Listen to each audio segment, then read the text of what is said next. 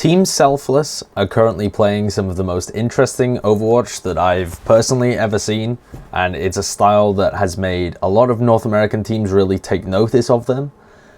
They play a very unique composition that I don't think I've seen a team play before, but more than the composition, their play style is interesting and has a new approach to the game, or not really a new approach to the game, but they have certainly refined key aspects of the game and play differently to everybody else at this current point in time. To give you some context for the team, Selfless made some roster changes in January of 2017 and removed some players that had previously been with the team for a long time, brought in some key, excellent individual talents to the team, and for the past month now have been storming through lower level North American competition and have just come second in the Alienware Monthly Melee, where they had a fantastic showing and actually built upon the fact that they'd been getting first place finishes in everything since they brought in this new team and had this new roster. Unfortunately falling second in the Alienware Monthly Melee with two incredibly close games against Rogue, who at the moment look like a world-class team. Now, since I think it's the 20th of January, this team had not lost a game. They had been playing, as I say though, in lower level North American tournaments. They had been beating teams like Splice, Tempo Storm, Liquid. Renegades was probably the best team that they'd beaten up until this point. So the other North American teams were either locked away in Apex at the time, or Rogue having just relocated, they hadn't had an opportunity to face them. Teams like NRG are not currently playing in matches, so it was a bit of a strange situation because you had this team that everybody behind the scenes is saying is an absolute force to be reckoned with, and yet they haven't actually had the results to back that up, despite being unbeaten and having something like an 8 tournament win streak. The teams that they were playing against were these single bracket tournaments where you would just face unknown team, unknown team, unknown team, and then a couple of known teams, but really not high level. People like Splice and Temper Storm, and that would get you an entire tournament. So this was a team that initially looking at them, I thought was probably overhyped, overblown, from people scrimming them and getting stomped and then overrating the team as a result. Having watched their performance I had watched their performance in one of the cups. That was the other thing. Because they were playing it in these smaller tournaments, they weren't really streamed as often. So having watched them in one of those smaller tournaments, then in the Overwatch Pit qualifiers, where they beat out CLG and then beat You Guys Get Paid to actually come first in that and secure their spot in the Overwatch Pit Championship for North America. I then watched them in the Alienware Monthly Melee, and having seen them in all three of those tournaments, I've completely changed my view on them. They don't at all look overblown or overrated. They actually do look like the first absolutely packed full of potential North American team that we've seen. Because, of course, the other North American teams always had either lower skill potential, it seemed, or they had brought in European players and mixed their rosters to the point where it wasn't a full North American team.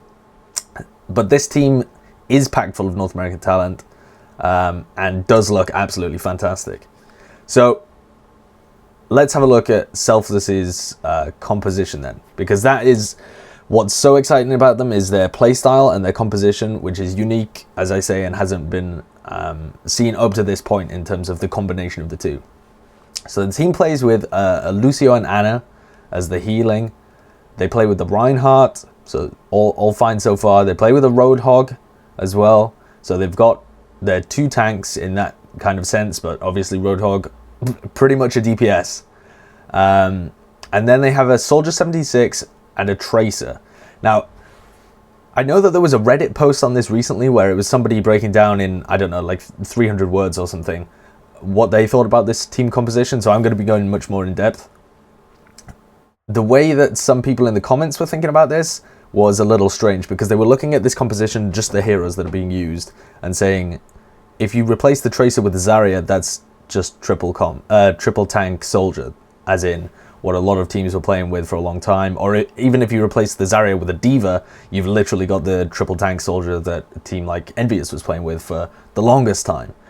But it plays nothing like that. I don't think people had quite twigged, just your casual guy who hasn't thought too much about it, that just by changing that one individual hero, you of course change the entire feel of the composition and what you can do with it. So this in no way plays like a triple tank Diva setup, with the Soldier 76 as your sole point of focus, and you're playing behind the shield and trying to get the pickers and then engage with the Roadhog, etc. So it's not like that in any sense. So just to run through that again, so you've got Ana healer, Reinhardt, Roadhog, and then a Soldier 76 and a Tracer, and that's D-Hack or Dark. I always think D-Hack. I think that looks nicer, you know. On the Lucio, Michael 3D on Ana, Kresnik plays Reinhardt for them, Emong on Roadhog, Sinatra on Tracer, and Dafran on Soldier 76. Now this is the composition that they use most of the time, but they do have some ways to switch it up. I'm going to be focusing on this because this is what they run, I would say, about 80% of the time they have this lineup.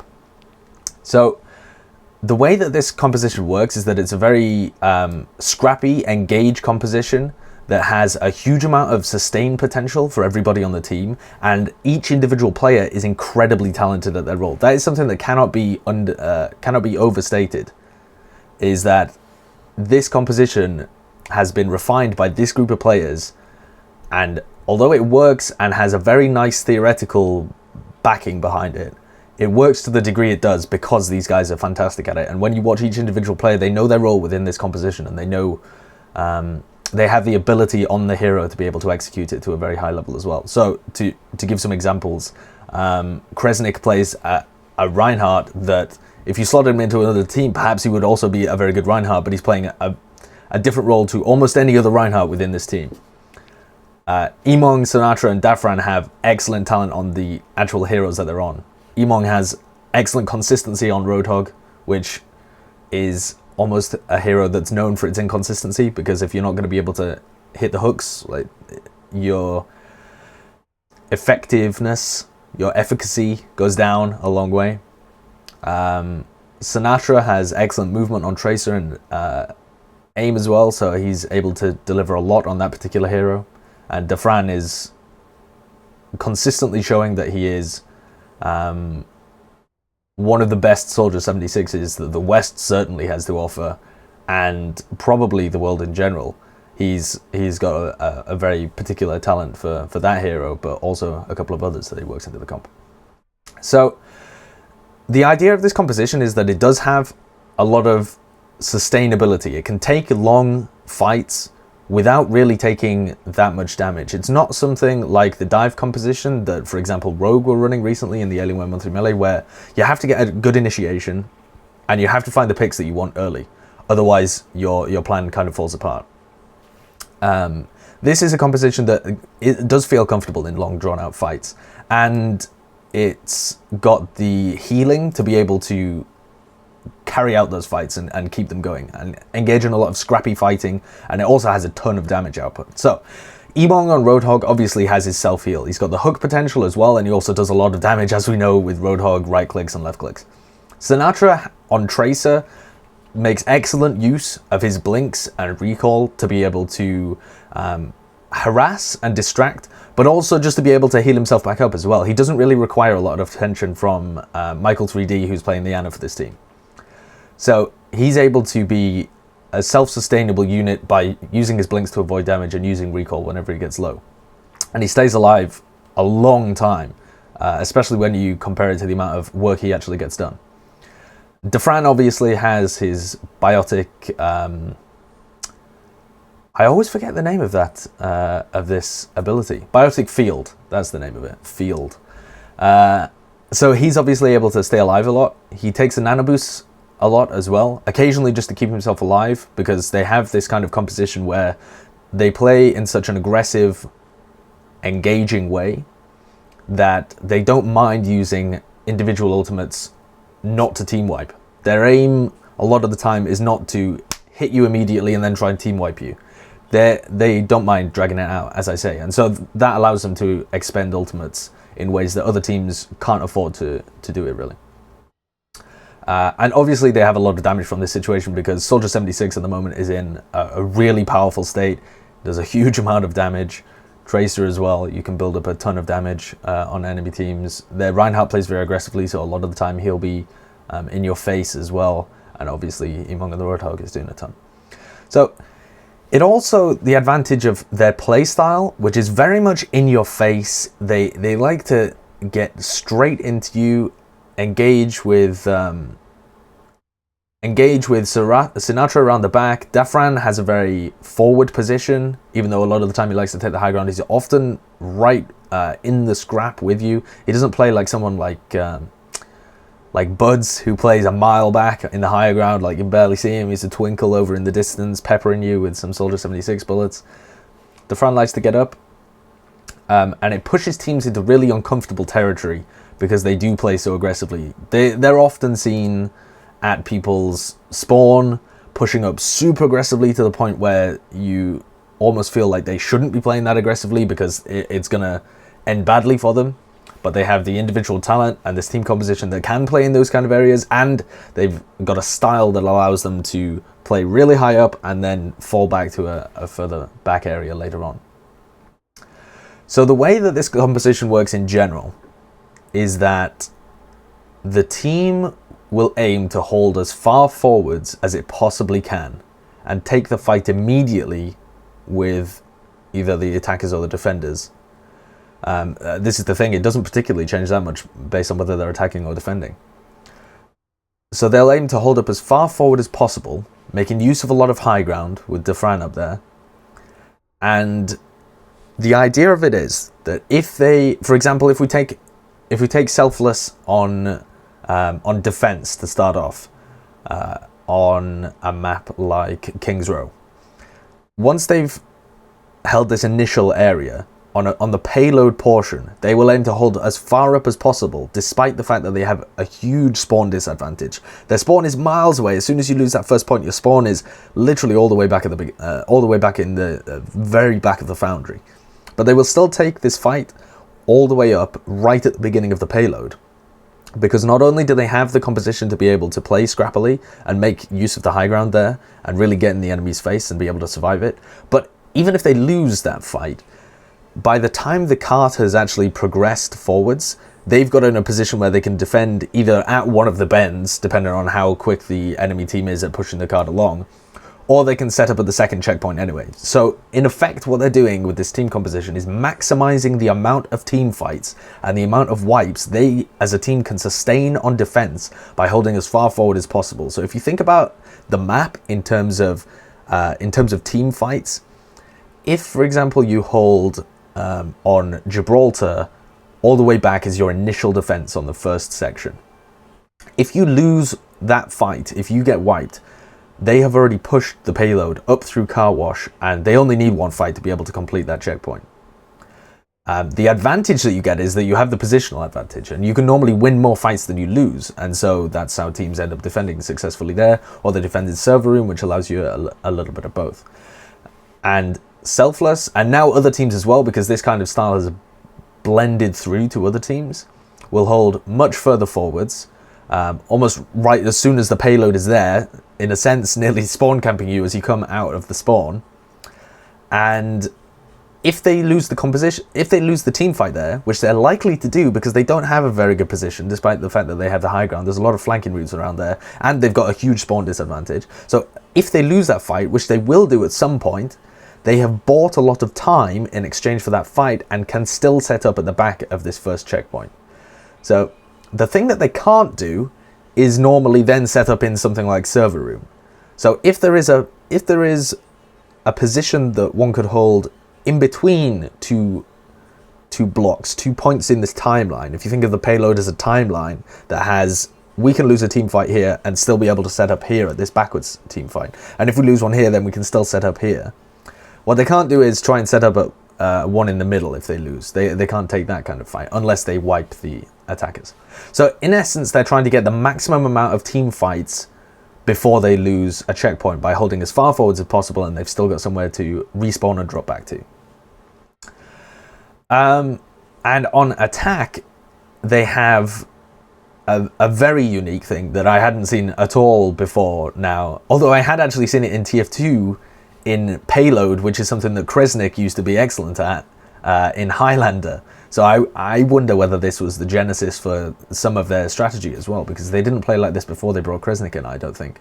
But I'm not sure how much impact he actually has in terms of shot calling for the team, or a generation of tactics, because that can sometimes be a completely different role.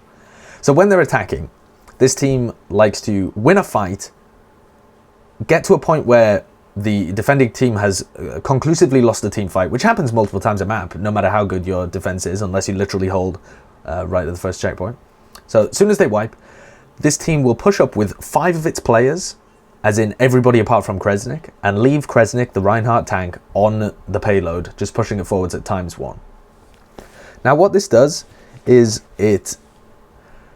although the cart is moving incredibly slowly, although the payload is being escorted very slowly, what it will do is allow them a huge amount of room to push that payload without it ever being contested at any point. If we again take the example of King's Row, as soon as they wipe a team on that first checkpoint, on attack this is, Selfless are attacking, they beat a team on point A, and they all push forward. And they will often get to within the enemy team's foundry, as in they'll pick off some players that were in the streets on the way as they push with 5. So they're taking fights against respawners, so often it's unfair that it's 5 from Selfless against 3, whoever managed to escape that fight. They'll often get some picks there, stagger the momentum forwards a little bit, and they will be in the foundry, as in the final stage of the map, point 3, as these players spawn to try and defend in the street stage. Which, for a lot of teams, A, their composition doesn't allow them to do that because they can't get as far forwards and they don't have the sustain to be able to play like that without a tank. And B, they tie people up for so long at a really far stage of the map that they expend ultimates from the enemy team and delay them long enough for Kresnik to solo ride this card all the way to the second checkpoint. Normally this team, after capping point A of a map like King's Row, or this applies to quite a number of other payload maps as well, will be able to just have Kresnik sat on the cart, twiddling his thumbs, all the way until the second checkpoint. They will essentially skip a whole part of the map by, instead of sitting on the cart and taking team fights around the cart, which obviously has the disadvantage of when an enemy comes towards it, it stops its progress going forwards.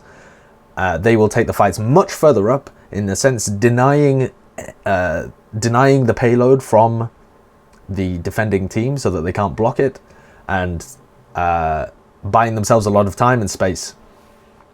And normally they don't aim to conclusively win these fights. It's a composition that relies a lot on some brawling, messy team fights that buy a lot of time for either attack or defend, because at the end of the day this is a game based around time. So let's run through some individual aims of the players within this composition. So from watching this team across 3 different tournaments now, for countless hours of watching them play, because they're incredibly fun to watch, so I've watched the games multiple times as well, and they were so fun to watch that a lot of the games were the ones that casters picked out to cover as well. So we'll start from the Lucio D-Hack, and he is a Lucio that right from the beginning of the game pretty much has been a big fan of movement on the hero. Who did he play for? I believe he played for Splice at one point, and another team whose name escapes me at the moment. But his movement is very good. He has great dodging and has mastered, in a sense, the Lucio wall riding aspect. So he'll often be seen blocking the cart or blocking the point for spawns, or just as a distraction for the DPS players, and trying to maximize his effectiveness by duking and dodging around. So on a map like Gibraltar, he might be distracting the cart, blocking the cart on the payload, dancing around, trying not to get killed, to delay time either for spawners to come in and reinforce a fight, or just to buy time. And on Anubis especially. It seems to be his little playground whenever they play Anubis.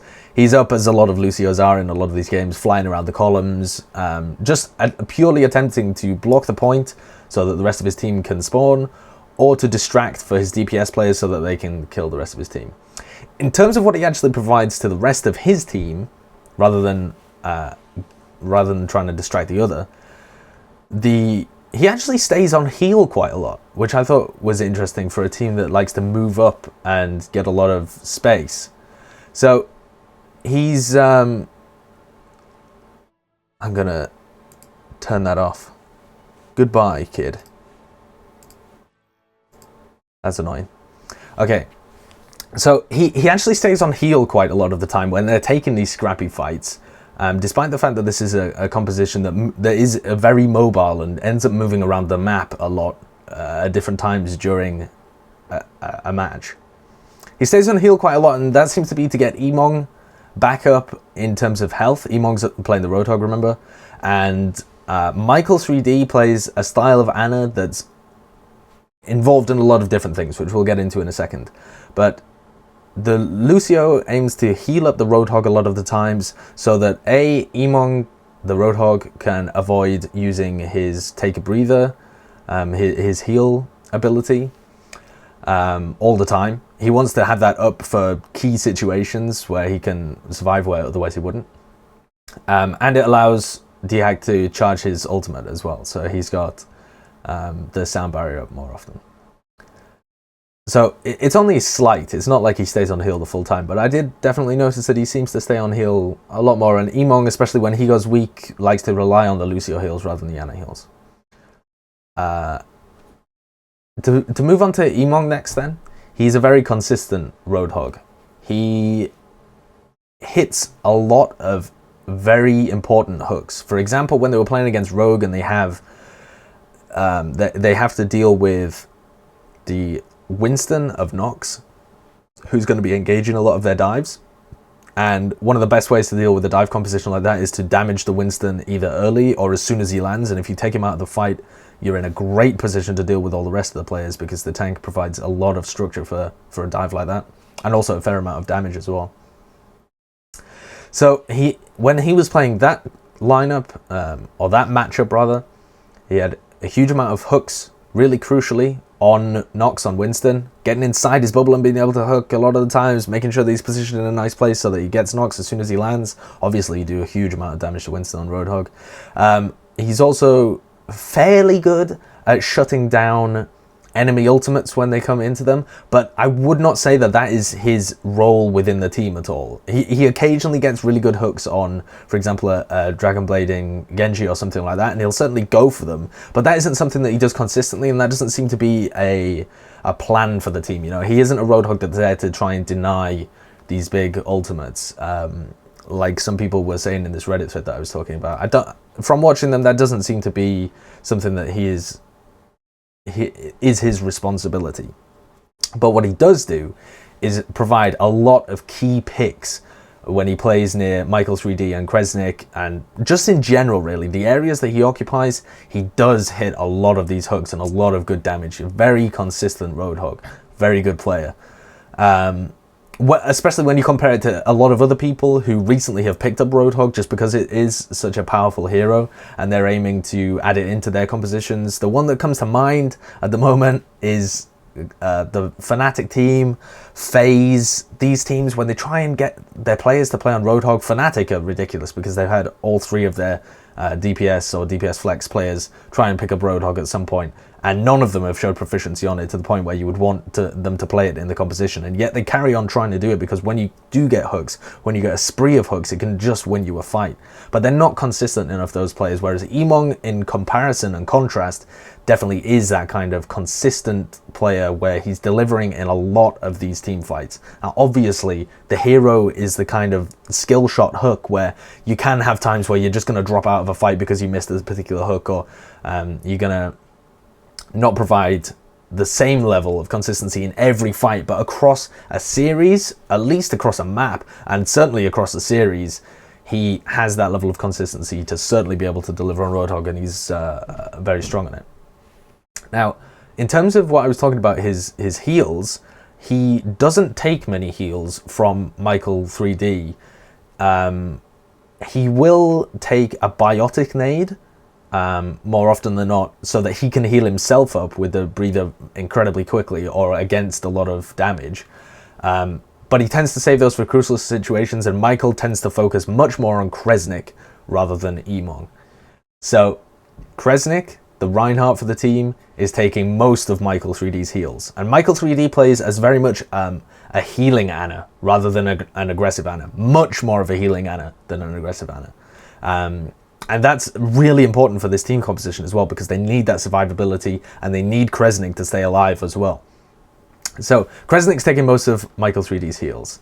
Emon can self-heal, Dafran can self-heal, Sinatra has really good evasion and can also self-heal with the recall, and Kresnik's job in this team composition is to block the cart or the point for a large amount of time with his really big health pool and his 2000 health shield, right? And so he is effectively, oftentimes, he is playing solo and the rest of his team are playing as a 5 split up. Now, somewhere that this is very obvious is on Watchpoint Gibraltar in the first area. If you go back and watch any of those games, when they're defending, one of the main aims of this composition, as I said, is to have very brawly fights that buy a lot of time. Now, that's no good if you're not contesting the payload. If you're having a very brawly fight, but you're still allowing the payload to progress because you're taking fights from the high ground and not actually contesting the payload or contesting a point, then that's serving you no good. You're not actually blocking in any sense, are you? So it's Kresnik's job in most of these defending situations, when his team's already set up, to sit on the cart and try and defend it, or to sit on the point and try and defend it if we're talking about something like Anubis. And so what he's doing is he sat down there almost all alone with Michael 3D trying to keep him alive for as long as possible, and Kresnik trying to keep himself alive as long as possible with his shield and with his health pool. And the rest of his team in general are not really playing behind his shield. They're playing up on high grounds or off to a side somewhere within a very small amount of space, but they're certainly not playing it like a triple tank composition where the majority of the fighting is actually happening behind a shield. They're not engaging shield to shield in that sense a lot of the time, unless they're playing against another triple tank composition, when they tend to play a little more like that. So when this happens on assault maps like Anubis, Kresnik is blocking the point or making sure that they stay on the point and contest it, getting healed up by Michael 3D a lot of the time, and also providing a bit of a safe zone to play from when Emong's HP is low, when the enemy has a nanovisor that they need to block, stuff like that. He provides a huge amount of utility for this team by allowing them to engage and block objectives, and also to provide somewhat of a safe zone when they need it. And when they're actually fighting, when the fight devolves into a full-on engage, he is a really aggressive Reinhardt. So that's when he's trying to block or just trying to in some way play the objective. But when the aim of this composition is to get the kills, when the enemy team is engaged and it is a full-on team fight, he goes incredibly aggressive and he is swinging around. He charges his ult super quickly, and it's really interesting to look at what he does with his Earth Shatters, because a lot of the time, if he's playing against a composition that has an Ana and a Soldier 76 and a Genji, so that can be a lot of the 222 compositions, can be a lot of the dive compositions when they use Ana, can be a lot of the triple tank compositions when they just have the Soldier 76. If he knows that there is the possibility for a nanovisor or a nanoblade to be coming into them, or some other really impactful ultimate, he will use his Earth Shatter purely to block that. And you see him saving it against the other teams and waiting for their engage to come in. And he will quite frequently use it on either a key single target to take them out of the fight. Like a nanovisor comes in, he uses his Earth Shatter in that situation, one that he might have been saving for a certain amount of time. Or if there isn't a key enemy ultimate on the other team, for example, when they're playing against Rogue, and Unco was playing Zen for a lot of the game. Now that removes the nano boost completely out of the situation, and Dafran on his own can pretty much handle a Dragon Blade when it's put onto him, especially if he has a Nano Blade. Oh, what am I talking about? A Nano Boost or an attack visor of his own. There we go. Those are the words. So when they're playing against that kind of composition where there isn't an impactful enemy coming towards them, Kresnik will wait for great opportunities to hit 3 or more targets. Now, when he was playing against Rogue, he had a huge opportunity to do this a lot of the time, because Nox, Rogue's main tank, doesn't play Reinhardt, or only played Reinhardt very infrequently. So what that means is you essentially have no way of blocking the Earth Shatter other than with the Winston shield, which is super unreliable, very inconsistent. So Kresnik essentially had his pick of when to use the Earth Shatter, because not only did he not have to block enemy ultimates, he could also use them when he saw 3 people in front of him and get a team wipe off it. In terms of what Michael is bringing to the table, Michael is a very heal-centric Ana, as I was saying. He saves his biotic nades not to try and debuff the other team and lead to a team wipe, although he will do that on occasion. Most of the time, the large majority of the time, he is saving his nades to heal up Kresnik or Emong when they get into these situations where they've slightly overextended, or just by virtue of playing such an aggressive style, they've taken a ton of damage, and he will use his nade and then all of his healing to keep Kresnik and Emong alive in those situations. And also Dafran, when he gets into sticky situations or has used his biotic field, he'll come back and heal him up. What that does mean, though, is that the team is weak to enemy biotic grenades, and although Unko, when they were playing against Rogue, played an excellent Zen to the point where he was certainly making it work, in general I think that Ana's will play better into this Selfless composition, because the biotic grenades debuff element is hugely impactful against Selfless's team, because it relies so much on this survivability, and because Michael's such a heal-centric Ana, and it denies him that ability, because obviously if you stack 2 nades on top of each other, the debuff actually rules supreme. So when Unko was using that in the fights, when why can I not think of his name? Anyway, when enemy biotic nades come into Selfless, it ruins the Fran's ability to self-heal, and he gets focused down quite quickly. It allows you to pick off Emong, where it's very difficult to otherwise, and you can also get a lot of play onto Kresnik, because he doesn't have that many other things to keep him alive. He doesn't have that much support from the rest of his team other than Michael in a lot of these situations. Moving on to their 2 star players, their star DPS players, you got Sinatra and Dafran. Sinatra was somebody who came into the scene a while back now, but was picked up by, who was it? No, I can't remember it. It might have been someone like, anyway, I'm not even going to say, because I would just end up saying some random NA team, but it was an up-and-coming North American team anyway, and he got picked up because he was at the top of the leaderboard alongside whoever was at the second on the leaderboard at that time. Names escape me. And with his time on Selfless, he's really come into his own. I noticed that he gets a lot of stick from fans, I guess, or people that have played with him in ranked or something, for being a, quote, toxic personality, unquote. So, and people like to dismiss his abilities as if that's somehow tied into it. This guy has excellent movement and incredibly good aim. When he's playing Tracer, he stays alive for a crazy amount of time. He does a large amount of harass and distract and damage. So comparing him to other top Tracers within North America, he's certainly up there. I mean, this guy could be the best Tracer from North America. When he was playing against Soon, he was really going toe-to-toe with the guy, and only seemed to be missing out in a few individual areas. And Soon is one of the world-class Tracers. Soon is one of the best Tracers in the game. So this guy is incredible on his individual role within Selfless, especially his movement. He stays alive for an incredible amount of time. Really good blink usage, able to move into areas and move around the map in ways that when he doesn't have the blinks up, he stays alive quite a lot.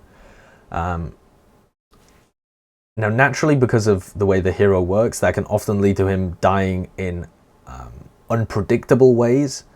For example, he'll feel like he can probably stay alive because he's pushing the boundaries of what's capable with these blinks and recalls, that if he pushes the boundary a little bit too far, it goes from, wow, he's awesome, he's staying alive for such a long time, to, whoa, you just ran in and died there by accident. So occasionally, it's not very often, but occasionally he does run into situations like that. But this guy's got a lot on his plate, because the way that Selfless works is that even if they have been fully team wiped when they're on defense, they're still going to re-engage through choke points. They're still going to try and block the card. They're still going to try and engage and get right in your face. They're not going to wait for you to engage into them. They're a team that loves to initiate. And he is the initiator. He is the guy that's going to zip through, get into your back line, and block the payload, or start playing the objective to make you turn your eyes and turn your attention between two separate areas. To use a payload example, because it's clearer, I think. For example, on I'll use Gibraltar because that game is quite fresh in my mind. If a team is attacking against Selfless and has pushed up to just about the first point, where you've got these 4 choke points, Sinatra will be the first one out, zipping to try and block the payload, make sure that they can't make any more progress while the rest of his team engages. So he's providing distraction. He's making sure that the enemy team can't play the objective, which is a huge, cannot be overstated role of Selfless's compositions, blocking objectives, making sure that people can't push and therefore delaying a lot of time. Now, when Kresnik is doing it, Kresnik is doing this blocking of the objective most of the time when the team's actually set up, but when the team is choosing to engage or going for something like a back cap, if another team's aggressing into them, it's going to be on Sinatra to try and do that because he's got the mobility to be able to get in behind. Obviously, Kresnik can't just charge through everybody and try and do that. This guy also has... Oh, just to return back to what I was talking about when he was playing against Soon. When he's playing against a lot of other teams, these... some of the weaknesses don't really show up because Selfless at the moment do look a lot better than most of the North American competition right now. Certainly at least the ones that they've played against so far. And one of the things that he still does have to work on, it seems, is his ultimate usage with the Pulse Bomb, which was particularly highlighted against Soon because that happens to be one of the things he's absolutely fabulous at, is Soon just somehow miraculously pulls out double kills, triple kills even, without any kind of ability to sync with. It's not like he's pulse bombing into a graviton all the time and just feeding himself kills. He sometimes just somehow pulls out these situations where he'll stick it onto somebody who's next to another weak player and double kill for his team. Sinatra tends to miss a lot of these. I think it's probably because he's focusing so much on staying alive. He does have that job within his team. He has to conserve his life quite a lot while still doing a lot of damage. So I think he's probably thinking about his movement and being able to stay alive a lot. So he's missing more pulse bombs than some other tracers who play the hero at a top level. But it's not that much of a problem for his team. And certainly if he worked on that, he would be an absolutely fantastic tracer. It would be ridiculous to play against his team. This guy also has Sombra in his back pocket. It's certainly a hero that he can go to and play. Has a kind of similar style to Tracer, especially in the way that it aims. You know, you've got a smaller clip, and it does a reasonable amount of damage, but you've got to be able to maximize that and build up your ultimate and use the EMP. Normally, the team will pull that out when they're defending Assault, particularly Anubis. What other maps have they played recently? They played Hanamura recently as well. Did we see it on Hanamura?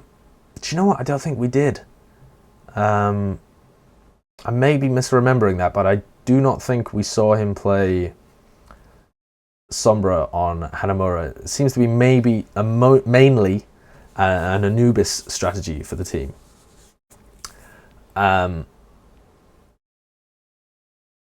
And he also can play a very good Zarya. Now, these heroes aren't like second tier heroes that he's not very good at. He plays an excellent Zarya, and it provides the composition with a lot of finishing power. He also plays Genji, and he seemed to be good at Genji, but it looked like something that they hadn't quite brought into the composition yet. And it gives the composition a lot of much needed verticality, but it looks like the team hasn't practiced working Genji into the composition yet. But that's Sinatra. He's got a very good ability on 4 key heroes for this team, especially Tracer, which he plays a lot of the time, and he's very good at all 4. Dafran is the key for this team.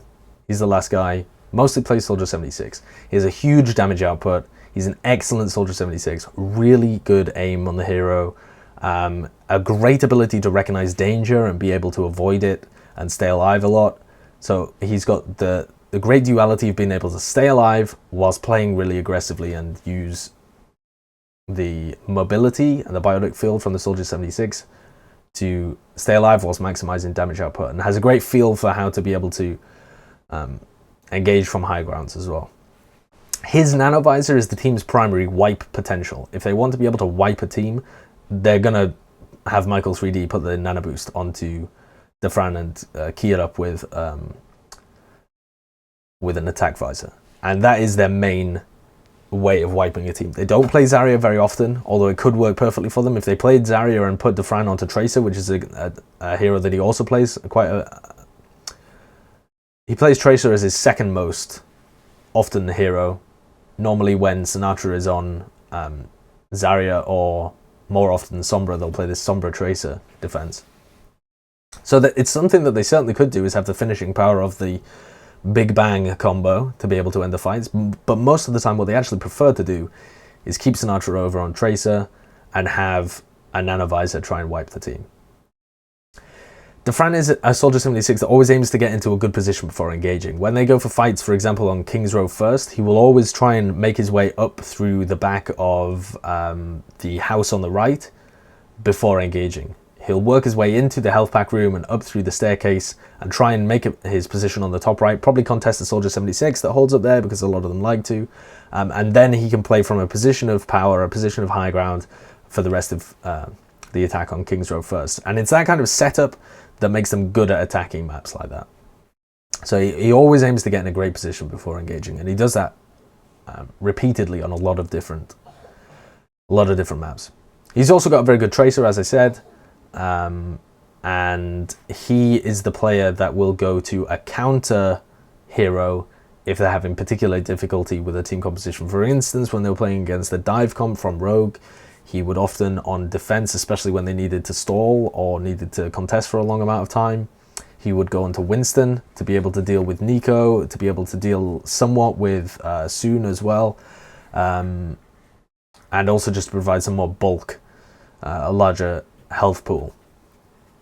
What else did he play? I believe he played D.Va as well when he was playing into LG Evil, and Vol was playing Zarya for the team. Their big finishing combination from LG Evil was this Graviton Surge, and so just purely in order to eat it, because the changes to D.Va have meant that it's very difficult to actually get off a Graviton Surge at the moment. You can't just shoot at the ground and aim at your feet, shoot feet, get kills.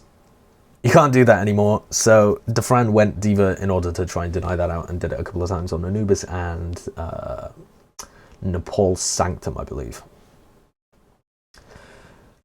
So the win conditions for this team and for this playstyle appear to be mostly focused around delaying for a long time on defense by having lots of different team fights, and then whenever they actually get a good team fight, see, the good thing about this team is even if they lose a team fight, they will have shaved minutes, maybe not minutes, at least 30 seconds to a minute off the clock, even if they have a bad team fight, because they've got so much sustainer, they've got so much individual talent, and they're good at blocking the objective, that they will have locked that payload or point in place and been able to fight for a long time before the attacking team actually gets rid of them. And then they have the mobility to be able to run in and engage again when the attacking team has only pushed the payload a little bit further or has only got a little bit more on the point. So their defense relies on taking a lot of fights, blocking the objective and delaying them for as long as possible, and even if they wipe, they can get back in through choke points. When they are actually defending, if they do get a good team wipe, that's when they're really dangerous as well. If you do wipe against Selfless, you're essentially starting back from square one almost, because the payload is miles over in the distance and you're not getting to it, because the whole of Selfless at this point has pushed really far up in their defense. So they're not defending the payload. They're not waiting for you to get to the payload and then engaging. They're going to push up in front of the payload and deny you even getting to that objective. And they're very good at taking advantage of choke points that are very far forwards and high grounds that are very far forwards as well. So, for example, to use the example of a choke point that's very far forwards on Hollywood, if they're defending second, they will push forward to the very first double door opening choke point, even if they've wiped really far back, to deny you immediately as soon as you come out of the spawn, essentially. Sometimes they will actually just push up all the way to the spawn because you have the high advantage over the spawners, and that allows you a huge amount of damage to be put out, and they have to expend ultimates just to get through that area. That means that because you're dying even further forwards, you can reset further forwards as well, because there's always this set unalterable distance that if you wipe here really far forwards, you're going to have to go here. If you wipe here even further backwards, you're going to have to reset there. It's the position that you're able to take up after wiping is based on the speed and movement of compositions, not based on positioning in the map.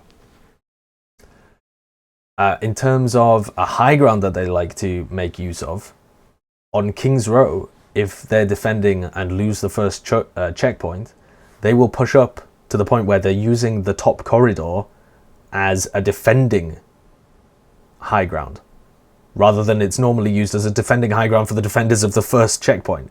So you know where the Soldier 76 would normally post up at the back, or occasionally have, what else do you have up there?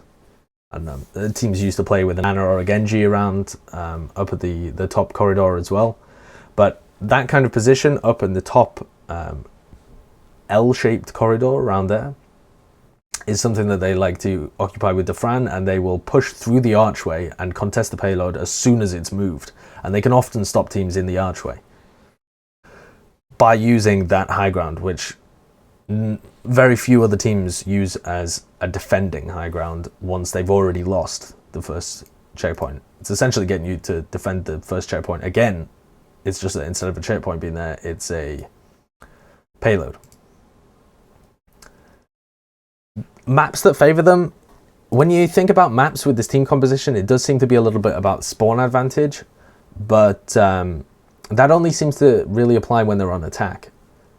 Because obviously when you're attacking, you are pushing an objective forwards most of the time. It's not the same as defense, where you can choose where to defend and push up further and further. If you're attacking, you do have to have somebody on the payload at some point. So when they're attacking Hollywood second, that is often very difficult for Selfless, because they have such a large spawn disadvantage compared to the defending team. So by the time they actually get to the end of the Wild West stage, when they're right in front of the studio doors, they are contesting a defending team who spawn right there, just right through the door. The defending team has a huge spawn advantage. The attacking team has a long, long way to go. So even though they've got all this sustainability and ability to brawl, they lack the finishing ability a lot of the time to be able to actually convert that. Whereas if they're on defense, they don't need spawn advantage to be able to win. Hollywood second is pretty good for them.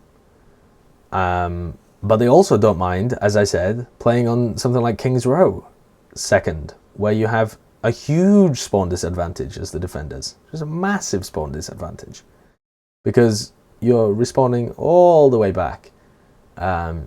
at the Foundry.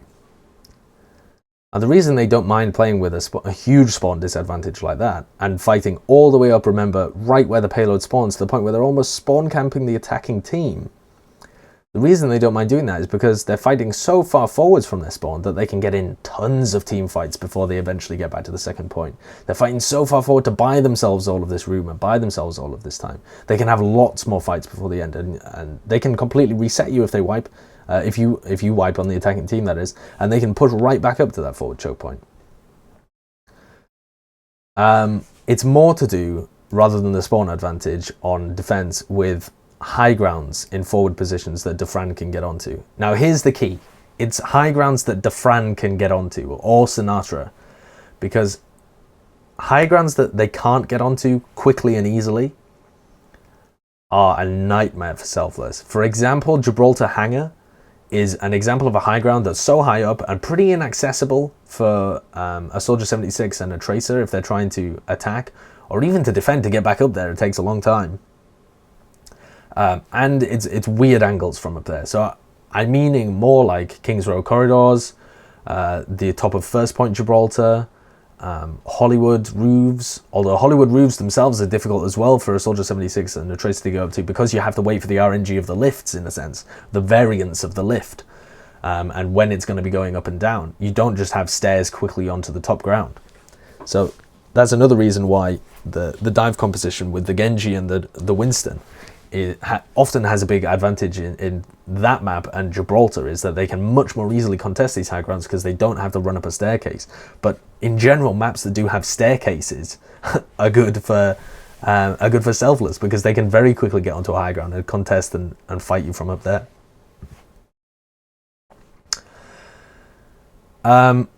Control maps are a weird beast for them, because their composition in general is just so good that they play slightly differently on control. You know, there aren't many places where you can actually push up, but their general just team fight and brawl is so good that they are pretty good at control maps as well.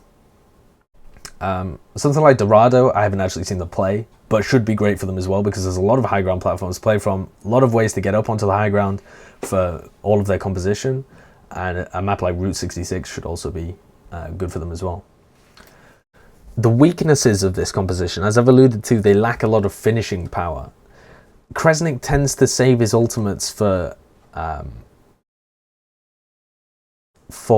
enemy ults, for enemy ult combos. He likes to negate them, take them out of the situation. But it is possible for him to get some kind of team wipe. It's not normally what they rely on, though. They're normally relying on this nano visor from Dafran, which can occasionally get shut down, especially if you identify it as their only finishing ability. And it certainly doesn't have the snap of something like the Graviton Surge. And this is especially noticeable on assault maps when they're attacking. Something like Anubis is, although they've had success on Anubis against Rogue, and was it LG Evil as well, I think? Two pretty good teams. Rogue is an excellent team. LG Evil's looking pretty strong as well. This is a map that they've definitely struggled against lower level teams as well. They seem to have a bit more difficulty closing out the attack, because they have a huge spawn disadvantage. When they're attacking, that's a problem. When they're defending, it isn't. When they're attacking, it's a big problem. And they have a difficulty finishing it, because there's such a large spawn disadvantage. You can delay a lot and stall, and they frequently resort to having Sinatra on the Zarya if their initial fight doesn't win them. If they can't just win with something like a nanovisor, they can end up getting delayed for a long time. Another area that I've alluded to that's a weakness of this composition and this playstyle is the verticality. Something like Gibraltar Hangar, where you can't get up top. They were really struggling in that area when they played against Rogue. That Rogue's composition does have a lot of verticality. Now, when they're playing against something like Triple Tank, this honestly doesn't really matter. They have a lot of mobility and verticality when they're playing against a Triple Tank composition. But if they're playing against a composition that has more mobility than them, essentially pretty much anything with a Genji in it, and certainly a Genji and a Winston in a lot of dive compositions, and this triple dive that a lot of people are playing is a huge one, then areas like Gibraltar Hangar where you can't get up top easily as either a Tracer or a Soldier 76 are going to give them a lot of trouble.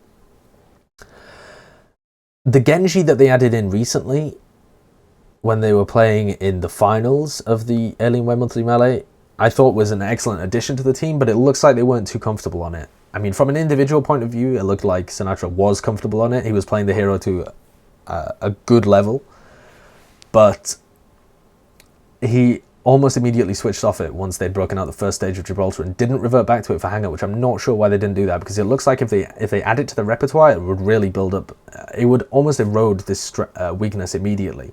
And he can play it in a kind of similar style. If Michael can get enough heals to Sinatra on Genji as he disengages from a fight after he dives for picks, he can play it in a somewhat similar style to how he tries to play the Tracer, in that he's going to be trying to actually clean up kills that Imong and Dafran have done damage to and be able to get crucial picks when he dives in. But he doesn't really have the support from a tank, and he doesn't have the support from a Tracer or anything like that with him, so perhaps this is a strategy that once you saw it play out wouldn't fit in as nicely as his Genji most of the time, but certainly for areas legible to Hangar, I think that it would add a lot to them. Now, they also seem to be weak to Pharah Mercy combos.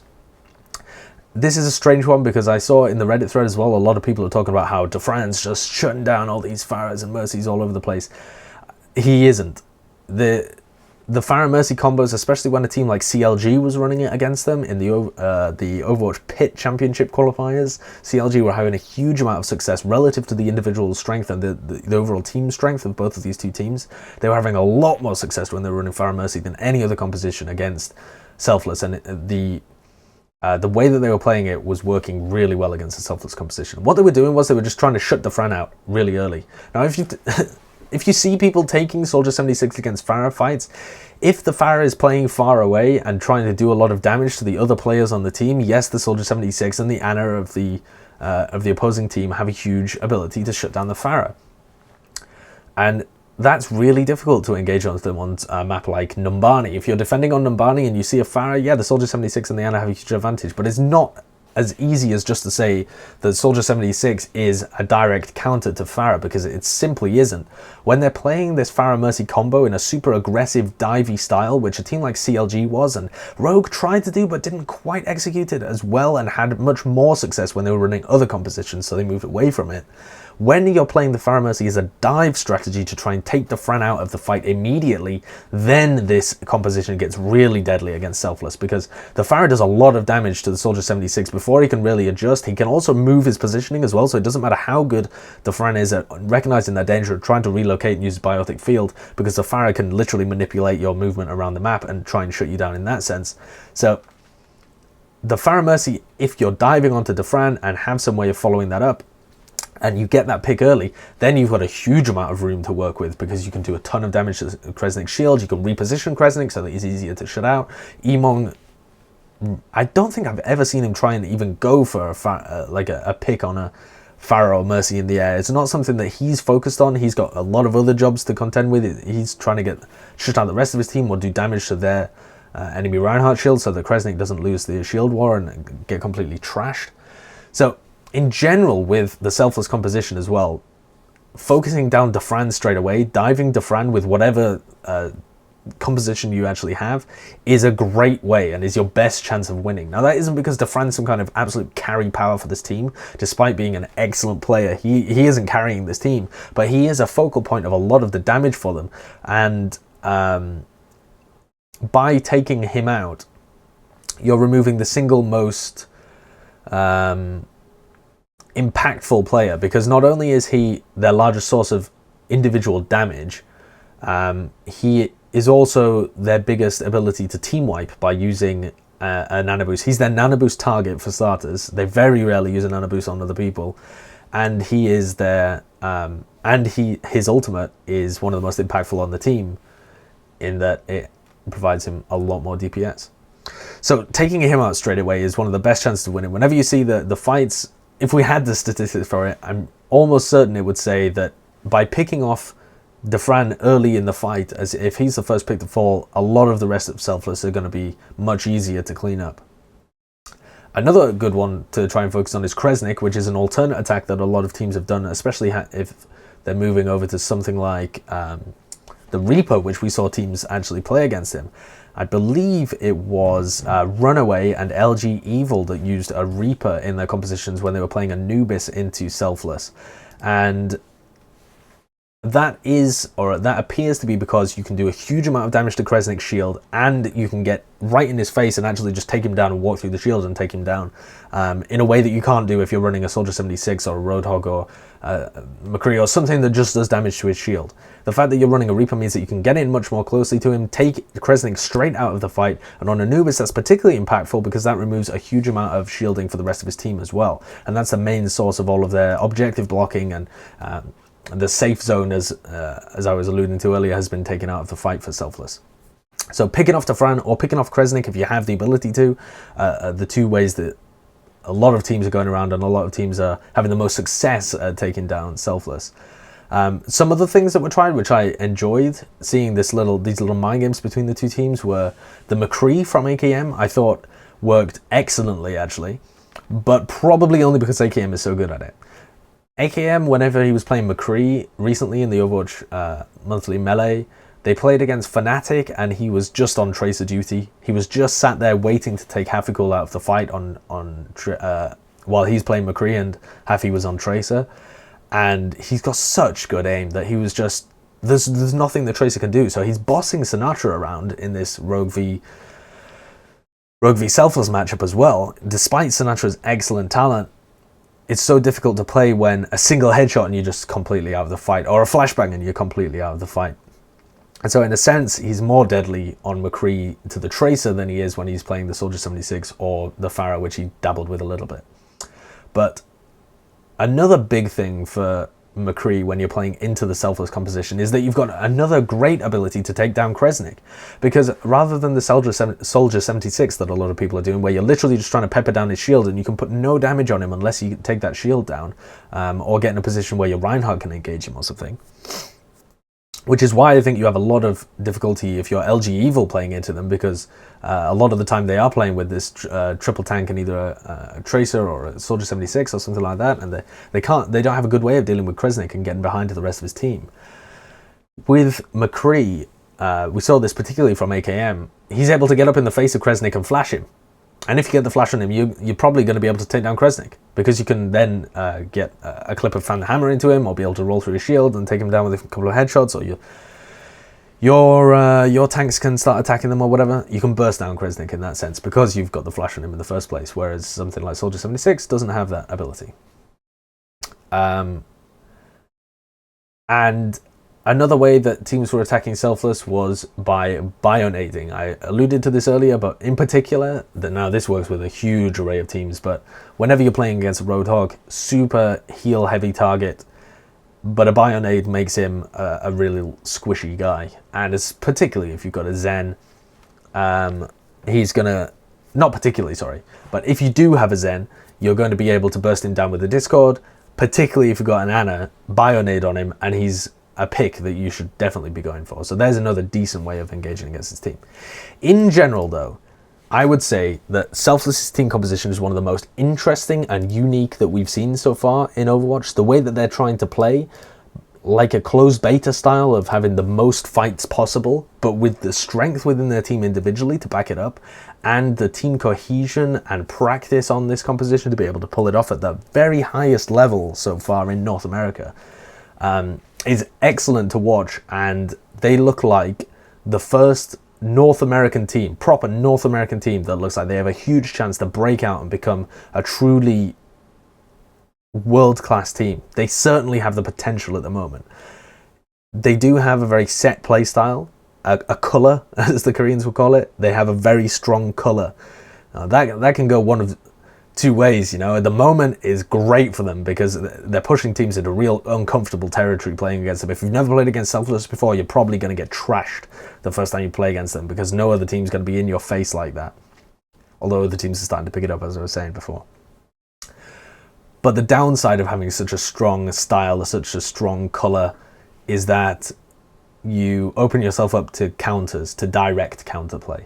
So it'll be super interesting to see the evolution of how this team is playing against teams like Rogue, against teams like LG Evil to a lesser extent, but certainly against teams like Cloud9 and Envious when they come back into the mix, because this team has got a lot of potential. I see them going places.